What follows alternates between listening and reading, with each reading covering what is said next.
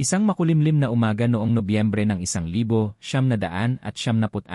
isang bagong-bagong Caterpillar 330 excavator ang tumawid sa gilid ng Millers Creek at tatlong lalaki ang nakatayo sa tuktok ng bangin at sinusubukang alamin kung paano ito maibabalik. Ang excavator ay nagtatrabaho sa isang proyekto ng drainage para sa county, pinapalawak ang daluyan ng sapa, pinapalakas ang mga pampang, ang uri ng trabahong ginagawa para sa mabibigat na kagamitan. Ngunit ang operator ay masyadong nakalapit sa gilid, at ang 3 araw na ulan ay nagpahina sa lupa ng higit pa sa inaasahan ng sinuman. Ang pampang ay gumuho noong 7:43 ng umaga. Ang operator, isang binata na nagngangalang Kevin Walsh, ay naramdaman ang paggalaw ng lupa sa ilalim ng mga riles at may eksaktong 2 segundo para magdesisyon, manatili sa makina o tumalon. Tumalon siya. Ang excavator ay tumawid nang wala siya, gumulong ng 40 talampakan pababa sa halos patayong dalisdis, 2 beses na tumalon mula sa mabatong pader ng bangin bago huminto sa ilalim, nakahilig sa anggulong 45 degree. Kalahati ay natabunan ng putik ng sapa. Si Kevin ay umalis na may napilay na bukong-bukong at isang kwentong ikukwento niya habang buhay. Hindi ganoon kaswerte ang excavator. Hayaan mong ikwento ko sa iyo ang tungkol sa makinang iyon. Dahil ang pag-unawa sa kung ano ang nakaipit doon ay makakatulong sa iyo na maunawaan kung bakit tila imposibleng mailabas ito. Ang Caterpillar 330 ay isa sa pinakamalaking excavator na karaniwang ginagamit sa North America. Ito ay may bigat na 72,000 ragi, 36 toneladang bakal, hydraulics, at diesel engine. Bagong-bago, nagkakahalaga ito ng humigit kumulang $200,000. Ang nasa ilalim ng Millers Creek ay 6 na buwan pa lamang at halos hindi pa nakakapag-ayos. Ang kumpanya ng konstruksyon na nagmamay-ari nito, ang Morrison & Sons mula sa Council Bluffs, ay hindi kayang mawala ito. Sasakupin ng insurance ang ilan sa gastos, ngunit hindi lahat, at ang deductible pa lamang ay makakasama na. Higit sa lahat, kailangan nila ang excavator na yon para sa 3 iba pang trabaho na naka-schedule na. Ang pagrenta ng kapalit ay nagkakahalaga ng libu-libong dolyar bawat linggo. Kaya, tinawag nila ang mga profesional. Hayaan mong ikwento ko sa iyo ang tungkol sa heavy lift recovery dahil mahalaga sila sa kwentong ito. Ang heavy lift recovery ay nakabase sa Omaha at 15 taon nang nasa negosyo. Espesyalisado sila sa ganitong uri ng trabaho, ang pagkuha ng mabibigat na kagamitan mula sa mga lugar na hindi dapat. Mga natumbang semi-truck, mga crane na tumaob, mga kagamitan sa konstruksyon na natigil sa putik o nahulog sa mga kanal. Mayroon silang pinakamahusay na kagamitan na mabibili ng pera. 2 heavy-duty recovery truck, bawat isa ay may hydraulic winches na may kapasidad na 50 tonelada. Mga synthetic recovery cable na dapat sana ay mas matibay kaysa sa bakal sa kalahati ng bigat. Isang crew ng 4 na lalaki na sama-samang nakabawi ng mahigit 1,000 piraso ng natigil na kagamitan. Ang crew chief ay isang lalaking nagngangalang Derek Hollis. Hayaan mong ikwento ko sa iyo ang tungkol kay Derek Hollis dahil kailangan mo muna siyang maunawaan bago mo maintindihan ang nangyari. Si Derek ay 38 taong gulang at nasa negosyo ng recovery simula noong siya ay 19. Nagsimula siya bilang isang grunt, naging operator, at kalaunan ay nagsimula ng sarili niyang kumpanya. Ang heavy lift recovery ay ang kanyang sanggol, itinayo mula sa wala, lumaki at naging pinakarespetadong recovery operation sa tri-state area. Mahusay si Derek sa kanyang trabaho, napakagaling. May talento siya sa pagtingin sa isang natigil na kagamitan at pagtingin kung paano ito eksaktong ilalabas. Naunawaan niya ang mga anggulo at puwersa at ang pisika ng mabibigat na karga. Nahila niya ang mga kagamitan mula sa mga sitwasyong idineklarang imposible ng ibang kumpanya. Ngunit may problema si Derek na kaakibat ng kanyang tagumpay. Tumigil na siya sa pakikinig sa iba. 15 taon ng pagiging eksperto. 15 taon ng pagiging tama kahit mali ang lahat, nagbigay kay Derek ng matibay na kumpiyansa sa kanyang sariling paghatol. Alam niya ang lahat ng bagay na mahalagang malaman tungkol sa pagbawi ng kagamitan. Kung sinabi niyang may magagawa, magagawa ito. Kung sinabi niyang hindi ito magagawa, hindi ito magagawa. Hindi ito magagawa. Tapos na ang talakayan. Pagdating ni Derek sa Millers Creek noong umagang iyon ng Nobyembre, tiningnan niya ang natigil na excavator at inanunsyo sa lahat ng nakaririnig na ilalabas niya ito bago magtanghalian. Nahila ko na ang mas malalaking makina mula sa mas malalapang lugar, anya. Ito ay isang maximum na 3 oras na trabaho. Iyon ay alas negatibo 8:00 ng umaga. Alas negatibo 2:00 na ng hapon at hindi gumalaw kahit 1 pulgada ang excavator. Hayaan niyong ikwento ko ang tungkol sa unang 6 na oras dahil doon ipinaliwanag kung bakit kalaunan ay inihagis ni Derek Hollis ang kanyang hard hat sa lupa at sumuko. Ang problema ay hindi ang bigat ng excavator. Ang kagamitan ni Derek ay kayang humawak ng 72,000 dagi iyon ay sapat na sa kapasidad ng kanyang mga winch at kable. Ang problema ay ang anggulo. Ang pader ng bangin ay hindi lamang matarik. Ito ay halos patayo sa mga lugar na may average na slope na humigit kumulang 70 degree. Ang excavator ay nasa ilalim na 40 talampakan pababa, naipit sa pagitan ng 2 nakausling bato at natabunan ng putik na kasing lapot ng basang semento. Para mailabas ang excavator, hindi mo ito basta-basta maaaring i-winch pataas. Ang kable ay kailangang yumuko sa labi ng bangin, at ang liko na iyon ay lumikha ng friction. Ang friction ay lumikha ng init. Ang init ay nagpahina sa kable. Ang unang pagtatangka ni Derek ay tila diretsyo. Naiangkla niya ang parehong track sa mga puno 50 talampakan ang layo mula sa gilid. Patakbuhin ang 2 kable pababa sa excavator at pinagana ang mga winch. Ang mga kable ay naunat. Ang mga winch ay nabaluktot. Ang excavator ay bahagyang gumalaw sa putik. At pagkatapos ay naputol ang unang kable. Ang tunog ay parang putok ng rifle. Ang naputol na kable ay humampas pabalik sa mga truck nang may sapat na lakas na maaaring maputol ang ulo ng isang lalaki. Mabuti na lang at napanatili ni Derek na ligtas ang lahat. Sige, sabi ni Derek habang sinusuri ang preno. Kailangan natin ng ibang anggulo. Ay set up natin ang mga redirect pulley. Ang mga redirect pulley ay dapat na lumutas sa problema ng friction. Sa pamamagitan ng pagpapatakbo ng kable sa isang pulley sa gilid ng bangin, mababago mo ang direksyon ng paghila nang hindi naglalagay ng stress sa kable. Mabuting teorya yon. Sa pagsasagawa, hindi kayang dalhin ng mounting point ng pulley ang karga. Sa pangalawang pagsubok, natanggal ang angkla ng pulley mula sa lupa at naputol muli ang kable. Ang ikatlong pagsubok ay kinailangan ng pagdugtong-dugtong ng mga recovery truck upang doblehin ang lakas ng paghila. Tila maganda yon. Ang excavator ay talagang umangat ng mga 2 talampakan mula sa putik bago naputol ang ikatlong kable. Ang ika-4 na pagsubok ay ang muntik ng mauwi sa kapahamakan. Nagpasya si Derek na iangkla ang isang truck sa isang napakalaking puno ng oak na mas malapit sa gilid. Nagsimula ng dumulas ang truck, hinihila ang mga ugat ng mga puno ng angkla mula sa basang-basang lupa, tanging mabilis na pag-isip lamang ng mga tripulante ni Derek. Ang pag-ipit sa truck sa likuran at pagputol sa kable ay pumigil sa pangalawang kagamitan na tumawid sa gilid. Ngayon, nakatayo si Derek sa gilid ng bangin, 4 na sirang kable ang nakasalansan sa kanyang paanan, sira ang kanyang mga truck, pagod na pagod ang kanyang mga tripulante, at ang excavator ay nakatayo mismo kung nasaan ito 6 na oras na ang nakalipas. Bueno, nagtanong si Morrison, ang may-ari ng excavator, ano ang plano? Inihagis ni Derek ang kanyang hard hat sa lupa. Walang plano. Imposibleng mabawi ang makinang iyon gamit ang mga kumbensyonal na kagamitan.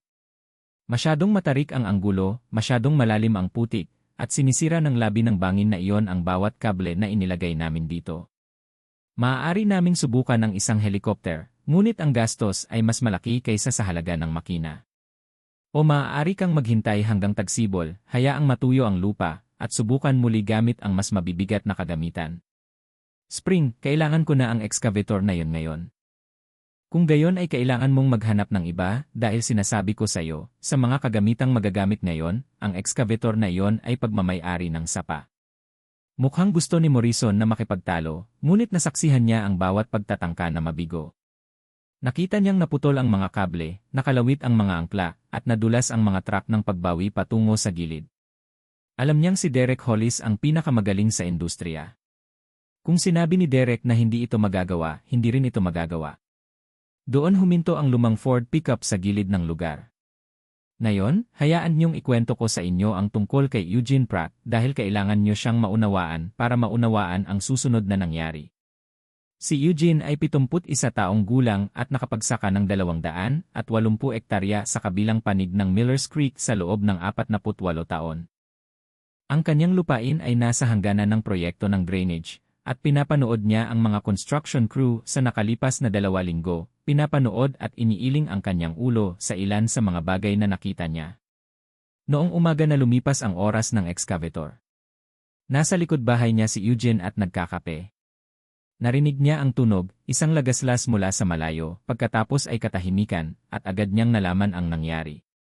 Masyadong basa ang lupa, naisip niya. Sinabi niya sa kanila na masyadong basa. Wala siyang sinabi sa kanila. Siyempre, wala nang humihingi ng payo sa mga magsasaka. Ang mga construction crew ay may mga inhinyero, mga sample ng lupa, at mga computer model. Hindi na nila kailangan ng opinyon ng isang matandang lalaki tungkol sa putik. Ngunit dumaan pa rin si Eugene ng hapong iyon, interesado siyang makita kung gaano kasama ang putik. Nakatayo siya sa gilid ng bangin, tumingin sa natigil na excavator, at agad na nag-isip kung paano ito ilalabas. Si Eugene Pratt ay 50 taon nang nagbubunot ng mga bagay mula sa putik ng Iowa. Mga traktor, truck, combine, bagon. Kung mayroon itong mga gulong o truck at natigil, malamang na nabunot na ito ni Eugene.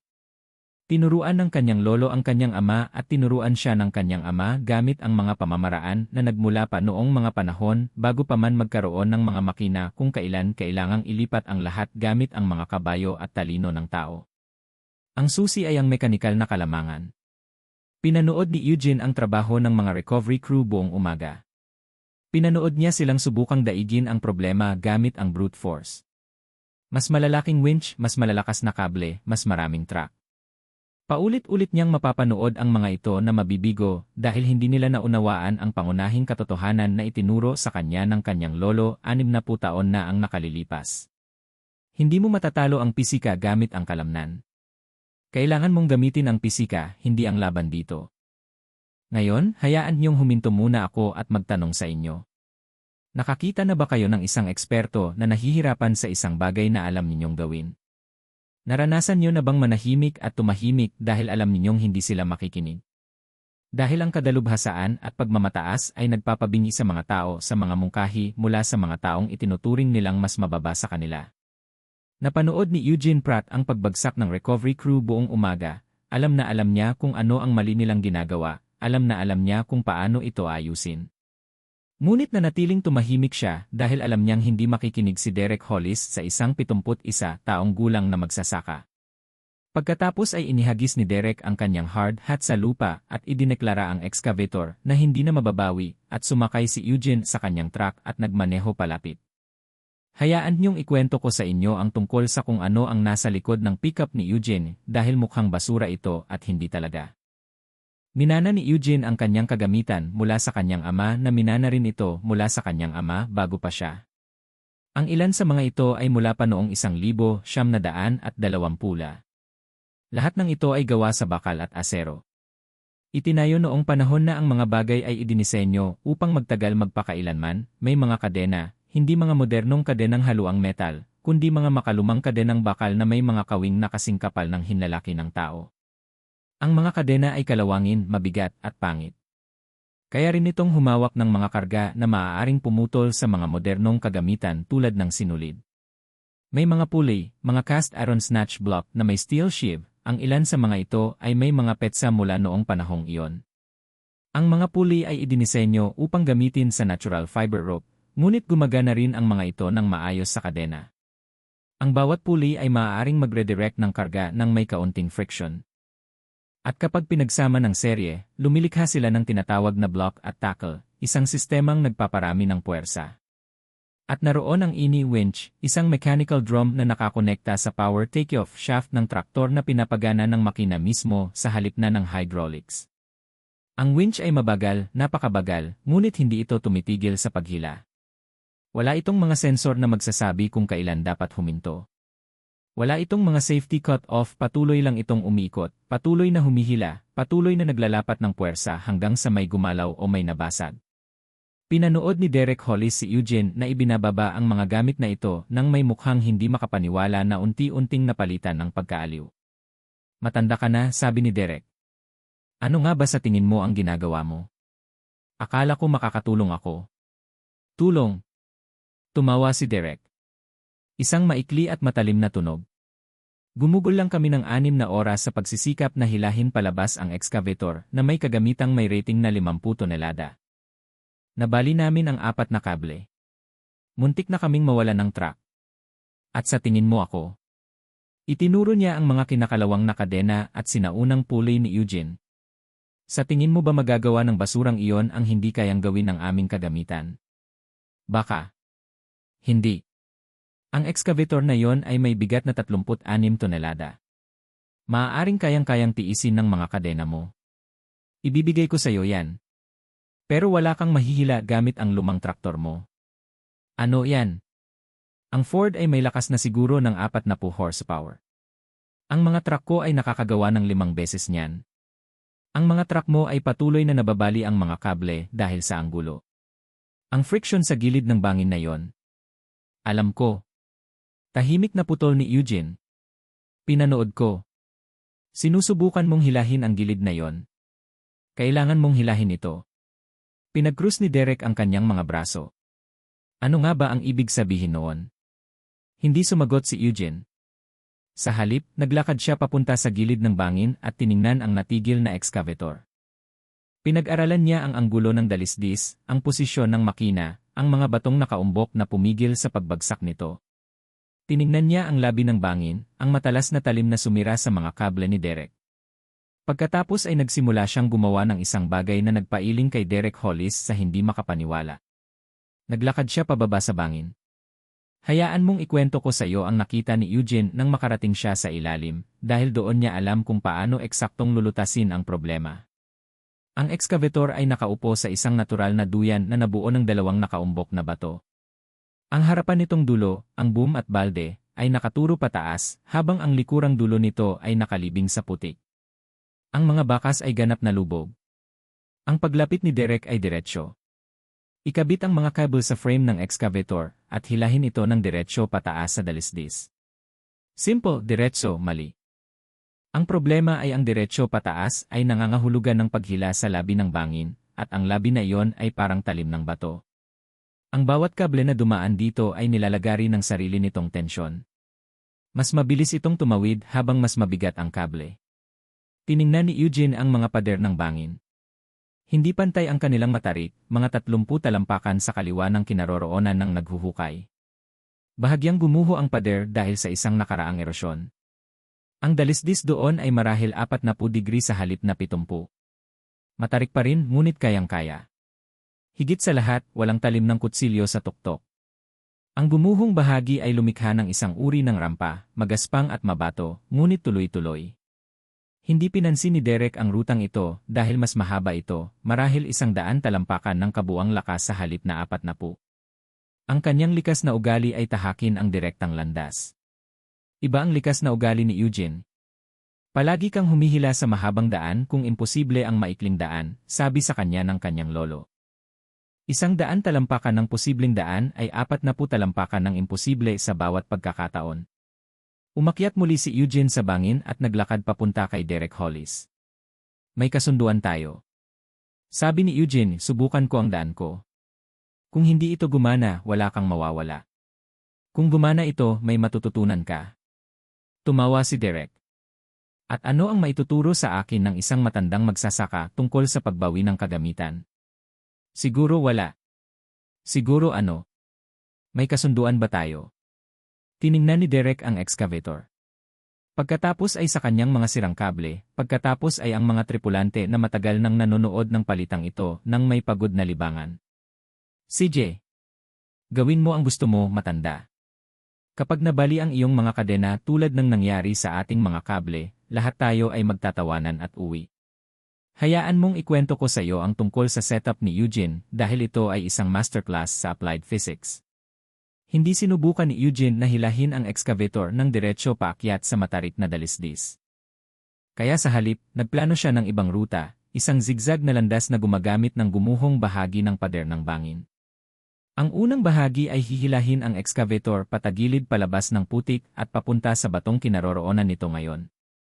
Ang pangalawang bahagi ay ilalagay ito sa gilid ng gumuhong bahagi. Ang ikatlong bahagi ay hihilahin ito paakyat sa mas banayad na dalisdis. Ang ikaapat na bahagi ay magdadala nito sa ibabaw patungo sa patag na lupa. Ang bawat bahagi ay mas maikli kaysa sa tuwid na linya ng paghila ni Derek. Ang bawat bahagi ay may mas madaling anggulo. At sa pamamagitan ng paggamit ng maraming pagbabago sa direksyon, maaaring alisin ni Eugene ang nakamamatay na problema na sumira sa mga kable ni Derek, ang labi ng talim ng kutsilyo. Ngunit ang mga pagbabago sa direksyon ay nangangailangan ng isang bagay na hindi kayang gawin ng setup ni Derek. Kinailangan nilang humila sa iba't ibang direksyon nang hindi inililipat ang anchor point sa bawat pagkakataon. Doon pumasok ang block at tackle system. Inilagay ni Eugene ang kanyang anchor point, isang napakalaking puno ng oak, 100 talampakan ang layo mula sa gumuhong bahagi ng bangin. Pagkatapos ay pinatakbo niya ang kanyang kadena mula sa puno, dumaan sa isang snatch block sa gilid ng gumuhong bahagi, pababa sa excavator, pabalik sa pangalawang snatch block, at sa wakas ay sa kanyang traktora. Komplikado ang geometry, ngunit simple ang prinsipyo. Ang bawat pulley sa sistema ay nagpaparami ng puwersa. Ang rig ni Eugene ay gumamit ng 4 na pulley sa isang gun tackle configuration na nangangahulugang ang bawat libra ng puwersa ng paghila mula sa kanyang traktora ay nagiging 4 li ng puwersa sa excavator. Ang kanyang traktora ay nakagawa ng 40 horsepower sa drawbar. Gamit ang mga pulley, iyon ay naging epektibong 160 horsepower, hindi kasing lakas ng mga truck ni Derek, ngunit iba ang paggamit.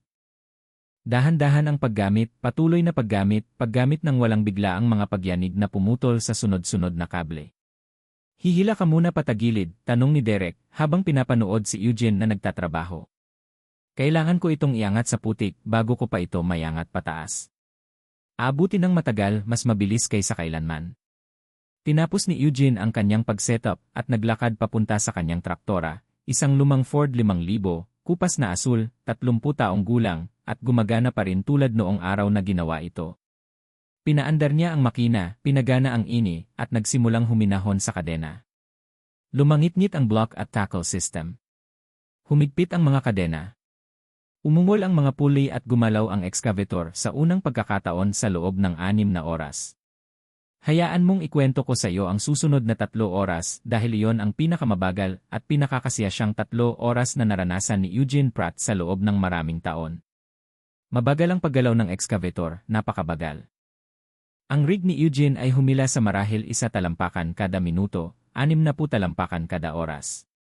Sa ganoong bilis, ang buong pagkuha ay aabutin ng halos 2 oras para lamang sa oras ng paghila, kasama ang mga pagbabago sa pag-setup sa pagitan ng bawat paa. Ngunit gumalaw ito. Ang unang paa, na hinihila ang excavator patagilid palabas ng putik, ay tumagal ng 45 minuto. Umungol at nagreklamo ang makina, ang 36 na tonelada nito ay lumalaban sa bawat pulgada. Pero nanatili ang mga kadena, umikot ang mga pulley, at patuloy na humihila ang traktor. Nang sa wakas ay naalis na ng excavator ang putik at napaupo sa matigas na bato, tumigil sa pagtawa si Derek Hollis. Mas mahirap ang ikalawang hakbang. Kinailangan ni Eugene na bahagyang i-disassemble ang kanyang rig, ilipat ang posisyon ng 2 pulley, at magtatag ng bagong anggulo ng paghila. Inabot ng 30 minuto para lang may setup. Ngunit nang magsimula siyang humila muli, masunuring sinundan ng excavator ang mga kadena, unti-unting lumalapit sa gumuhong bahagi ng pader ng bangin. Nagtipon ang mga tripulante ni Derek para manood. Hindi pa sila nakakita ng ganito. Isang 71 taong gulang na magsasaka na may 30 taong gulang na kagamitan ang nagtutulak ng isang 36 tonong excavator sa isang ruta na hindi kayang gawin ng kanilang sopistikadong kagamitan. Paano niya nalaman na hindi ito masisira? Tanong ng isa sa mga tripulante. Hindi niya alam. Sumagot ang isa pa. Pero panoorin ang kanyang setup. Hindi niya nilalabanan ang karga. Siya ang nagdidirekta nito. Kapag binago niya ang mga anggulo, lumuluwag ang kadena ng 1 segundo. Walang shock loading, walang biglaang stress. Iyon ang sumira sa aming mga kable. Hinihila namin. Hinihikayat niya. Ngayon, hayaan niyong ikwento ko sa inyo ang tungkol sa ikatlong yugto, dahil doon na tuluyang naunawaan ni Derek Hollis ang kanyang pinapanood. Ang ikatlong yugto ang pangunahing pangyayari, ang paghila sa excavator pataas sa gumuhong bahagi ng pader ng bangin. Matarik pa rin ang dalisdis, marahil 40 degree, ngunit ito ay tuloy-tuloy. Walang mga talim ng kutsilyo, walang biglaang pagbaba, isang magaspang at mabatong rampa lamang na kayang hawakan ng mga bakas ng excavator. Muling inilipat ni Eugene ang kanyang rig, nagdagdag ng ikalimang pulley upang mapataas ang kanyang mekanikal na kalamangan. Ngayon, bawat libra mula sa traktor ay naging 5 libi sa excavator. Sinimulan niya ang paghila. Umawit ang mga kadena sa tensyon. Gumana ang makina ng traktor. Nagsimulang umakyat ang excavator. Paa por paa, pulgada por pulgada, gumapang ang napakalaking makina pataas sa dalisdis na parang isang sinaunang nilalang na lumalabas mula sa lupa. Ang mga bakas nito ay natagpuang nakabatay sa mga bato. Ang bigat nito ay nagbago mula sa imposible patungo sa madaling pamahalaan hanggang sa halos madali habang bumababa ang anggulo sa bawat paa ng pag-usad. Lumapit si Derek Hollis sa traktor ni Eugene at nakatayong nanonood. Paano? Sa wakas ay nagtanong siya. Hindi inalis ni Eugene ang kanyang mga mata sa mga kadena. Paano? Ano? Paano mo nalaman na gagana ito? Sinubukan namin ang lahat. May sinubukan ka, sabi ni Eugene. Sinubukan mo ang direktang landas. Kapag hindi iyon gumana, mas pinaghirapan mo pa. Kapag hindi iyon gumana, sinubukan mo gamit ang mas maraming kagamitan.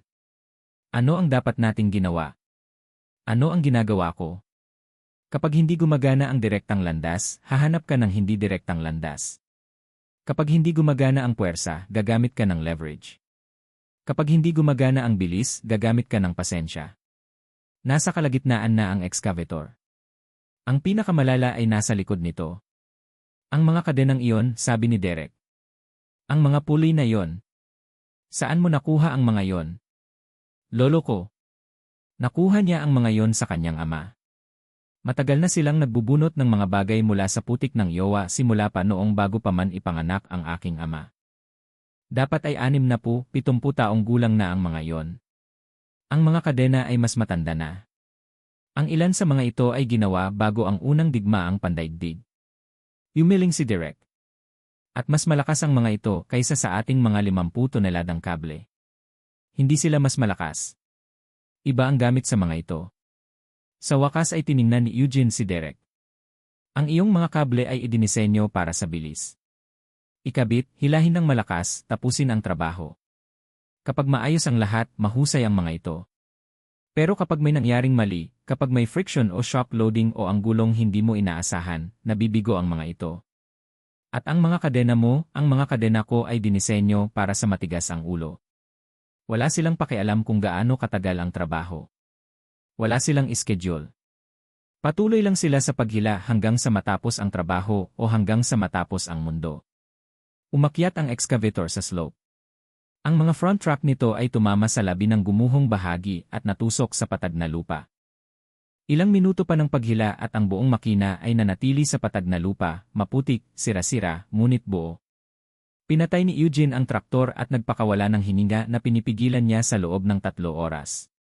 Naka-off ang excavator. Hayaan mong ikwento ko ang nangyari pagkatapos. Dahil ang kwento ay hindi nagtatapos sa isang na-recover na excavator. Si Morrison, ang may-ari ng excavator, ay labis na natuwa na sinubukan niyang bayaran si Eugene agad. Cash, kahit anong gusto ni Eugene. Sabihin mo ang presyo niya.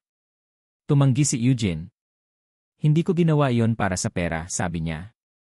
Ginawa ko iyon dahil nakastock ito doon at kailangang may kumuha nito. Tiyak na may maibibigay ako sa'yo. Naisip ito ni Eugene. May isa kang pabor na maibibigay sa akin. Kahit ano. Sa susunod na magtrabaho ka malapit sa aking lupain, tanungin mo muna ako tungkol sa kondisyon ng lupa bago ka magsimula. 50 taon ko nang nilalakad ang sapa na yon. Alam ko kung saan malambot ang putik at kung saan ito matigas. Alam ko kung saan matatag ang mga pampang at kung saan ito wala. May mga sample ng lupa at mga modelo sa computer ang mga inhinyero mo pero mayroon akong wala sa kanila. Ano yon? Matagal na akong nakikinig. Dahan-dahang tumango si Morrison. May kasunduan kayo. Hayaan mong ikwento ko sa iyo ang tungkol kay Derek Hollis dahil ang sumunod na nangyari ay nagsasabi sa iyo kung anong uri ng tao siya sa ilalim ng kayabangan. Maaaring inimpake ni Derek ang kanyang mga kagamitan at umalis. Maaari niyang kunwari na hindi nangyari ang huling 3 oras, bumalik sa Omaha, at hindi na muling binanggit iyon. Iyon ang gagawin ng karamihan. Iyon ang hihilingin ni Pride. Ngunit hindi ganoon kagandang tao si Derek. Lumapit siya sa truck ni Eugene, kung saan ipinipilot ng matandang magsasaka ang kanyang mga kadena at sinusuri ang kanyang mga pulley para sa pinsala. Pratt, sabi ni Derek. Tumindala si Eugene.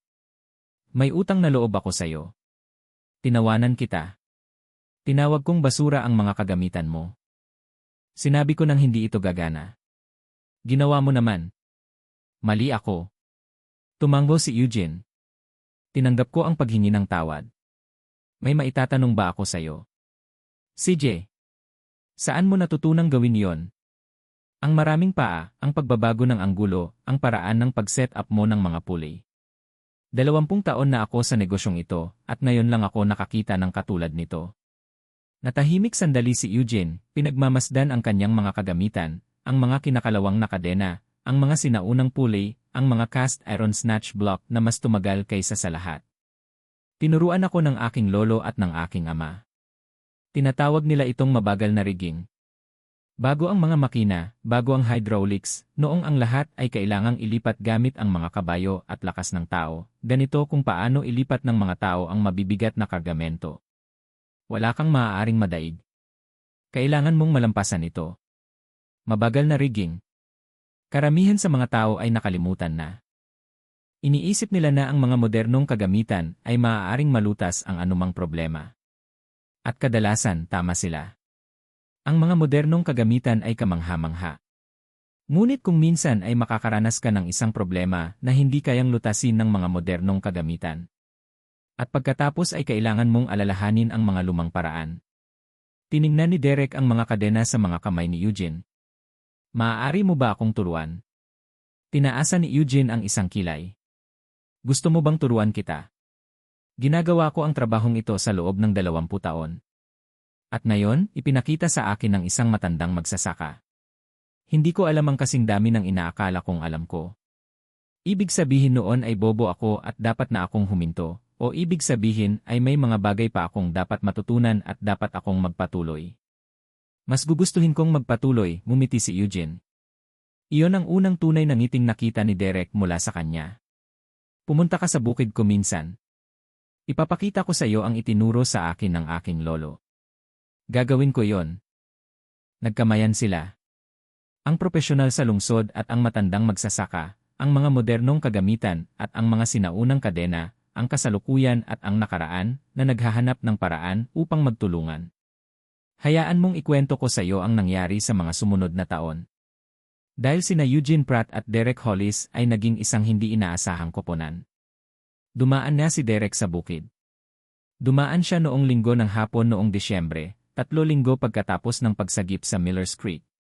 Dinala niya ang kanyang asawa at isang bote ng masarap na whiskey, at gumugol siya ng 4 na oras sa kamalig ni Eugene upang matuto tungkol sa mabagal na rigging at mechanical advantage at ang matiyagang aplikasyon ng physics. Bumalik siya pagkalipas ng 1 buwan at 1 buwan pagkatapos noon at 1 buwan pagkatapos noon. Sa susunod na 5 taon, itinuro ni Eugene kay Derek ang lahat ng itinuro sa kanya ng kanyang lolo. Ang iba't ibang uri ng tackle at kung kailan gagamitin ang bawat isa, kung paano basahin ang isang load at unawain kung saan lalabas ang stress. Mag-concentrate kung paano mag-set up ng multi-pull na gumagamit ng gravity at terrain sa halip na labanan ang mga ito. Isinama ni Derek ang mga pamamaraang ito sa kanyang negosyo. Sinimulan niyang magdala ng mga kagamitan sa block at tackle sa kanyang mga truck, hindi bilang pangunahing gamit, kundi bilang reserba para sa mga trabaho kung saan nabigo ang mga modernong pamamaraan. Sinanay niya ang kanyang mga crew sa slow rigging, ipinaunawa sa kanila na kung minsan ang mga lumang paraan lamang ang mga paraan. Lumago ang reputasyon ng heavy lift recovery. Nakilala sila bilang kumpanyang hindi sumusuko. Ang kumpanyang sumusubok sa mga diskarte na hindi kailanman naisip ng ibang mga kumpanya. Nang ideklara ng ibang mga operasyon sa pagbawi na imposible ang isang trabaho, lalabas ang heavy lift dala ang kanilang mga kadena at pulley at patunayan silang mali. Hindi nakalimutan ni Derek kung saan niya natutunan ang mga pamamaraang iyon. Sa bawat trabaho kung saan nailigtas ng slow rigging ang araw, ikinuwento niya ang kwento ng Miller's Creek, ikinuwento ito sa kanyang mga crew, sa kanyang mga kliyente, sa sinumang makikinig. Ang kwento ng matandang magsasaka na naglabas ng hindi kayang gawin ng mga profesional. Hayaan mong ikwento ko sa iyo ang tungkol sa mga huling taon ni Eugene Pratt dahil magaganda ang mga iyon. Nagpatuloy si Eugene sa pagsasaka hanggang 1,900 nang tuluyang nanghina ang kanyang mga tuhod at sinabihan siya ng kanyang doktor na tumigil sa pag-akyat sa mga traktor. Ibinenta niya ang kanyang kagamitan, karamihan nito, sa isang batang magsasaka na nagsisimula pa lamang, katulad ng paraan na ipinagbili sa kanya ng kanyang ama 50 taon na ang nakalilipas. Ngunit itinago niya ang mga kadena. Itinago niya ang mga pulley. Itinago niya ang mga cast iron snatch block na binili ng kanyang lolo bago ang unang digmaang pandaigdig. Ang mga ito ay nananatili sa pamilya, sinabi niya sa kanyang anak na si Warren. 100 taon na silang kumukuha ng mga bagay mula sa putik ng yowa. Hindi dapat tumigil iyon dahil masyado na akong matanda para gamitin ang mga iyon. Lumipat si Warren Pratt sa Des Moines noong dekada 1980. Ipinagpalit ang pagsasaka sa insurance adjusting, ngunit umuwi siya nang magsimulang humina ang kalusugan ng kanyang ama. Natutong gamitin ang mga lumang kagamitan, pinanatili ang tradisyon. Namatay si Eugene Pratt noong Oktubre ng 2003 sa edad na 78. Ginanap ang libing sa simbahang Methodist sa Council Bluffs, at nagmaneho si Derek Hollis mula sa Omaha kasama ang kanyang buong tauhan. Sa reception pagkatapos, ikinuwento ni Derek ang kwento ng Miller's Creek ng isang beses pa. Mas mahusay niya itong ikinuwento kaysa dati. Ikinuwento niya ito ng may pagmamahal at respeto ng isang estudyante para sa isang guro na nagpabago sa kanyang buhay. Itinuro sa akin ng matandang magsasakang iyon ang pinakamahalagang aral sa aking karera. Sabi ni Derek, itinuro niya sa akin na ang kadalubhasaan ay hindi katulad ng kaalaman. Na ang moderno ay hindi nangangahulugang mas mabuti. Na kung minsan ang mga lumang pamamaraan lamang ang mga paraan at ang mga taong nakakaalala sa mga ito ay mas mahalaga kaysa sa lahat ng kagamitan sa mundo.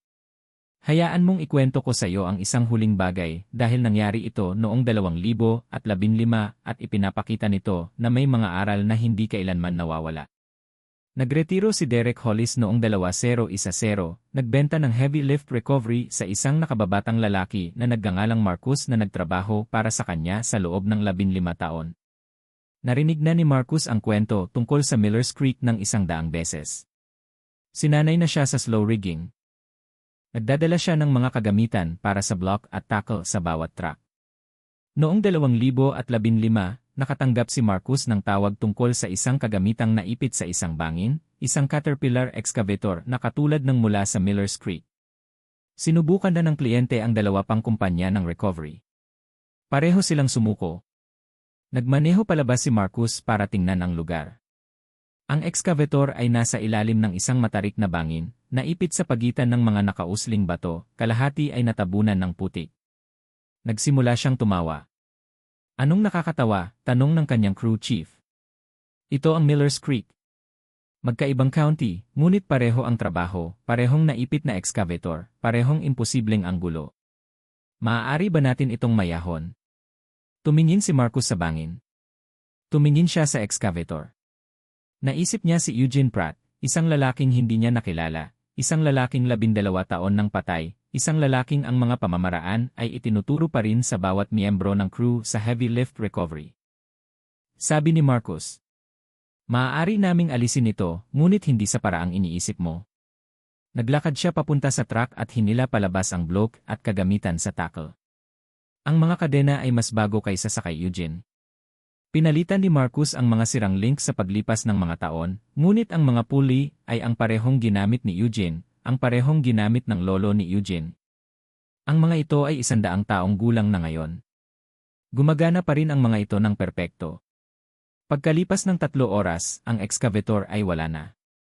Ang parehong pamamaraan na ginamit ni Eugene, ang parehong matyagang paggamit ng pisika, ang parehong tagumpay ng lumang kaalaman laban sa modernong pagkabigo. Kinuhanan ni Marcus ng larawan ang narecover na excavator at ipinadala ito kay Derek Hollis, na retirado na at naninirahan sa Arizona. Nagpadala si Derek ng 2 salita pabalik. May pagmamalaki ni Eugene. Ang mga kadena at pulley ay ginagamit pa rin ngayon. Mahigit 100 taon na nilang hinuhugot ang mga bagay mula sa putik ng Iowa. Una sa lolo ni Eugene, pagkatapos ay sa kanyang ama, pagkatapos ay si Eugene mismo, pagkatapos ay si Derek Hollis, pagkatapos ay si Marcus, at ngayon ay isang bagong henerasyon ng mga espesyalista sa pagbawi na tinuruan ng mga lumang pamamaraan. Ang mga pamamaraan ay may pangalan na ngayon. Isinulat ni Derek at Marcus ang mga ito, lumikha ng mga materyales sa pagsasanay, nagturo ng mga kurso sa mga kumbensyon sa industriya ng pagbawi. Tinatawag nila itong heritage rigging. Isang pagpupugay sa mga matatanda na bumuo ng mga pamamaraang ito noong wala ng ibang pagpipilian. Minsan ay tinatanong ng isang estudyante kung bakit gumagamit pa rin sila ng 100 taong gulang na kagamitan gayong ang mga modernong kagamitan ay mas advanced na. Palaging pareho ang sagot ni Marcus.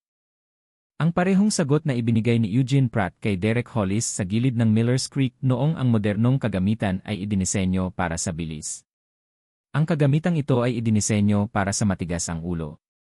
At kapag ang bilis ay hindi gumagana, matigas ang ulo lang ang mayroon ka. Iyan ang kwento ng Millers Creek. Ang kwento ng isang rescue crew ng lungsod na tumawa sa isang matandang magsasaka, at isang matandang magsasaka na nagturo sa kanila na ang pisika ay hindi kailanman nagbabago, na ang leverage ay hindi kailanman nabibigo, na ang mga lumang pamamaraan ay minsan gumagana kapag wala ng iba pa. Si Derek Hollis ay pumutol ng 4 na kable. Gumamit si Eugene Pratt ng mga kadena na nakabaluktot ngunit hindi kailanman nabali. Lumabas ang maghuhukay mula sa bangin. At sa isang lugar sa Iowa, ang mga kadenang iyon ay gumagana pa rin, humihila pa rin, nagtuturo pa rin, at nagpapatunay na may mga bagay na hindi nagiging lipas na. Naghihintay lang sila na maalala ng mga tao kung bakit sila naging lipas na. 6.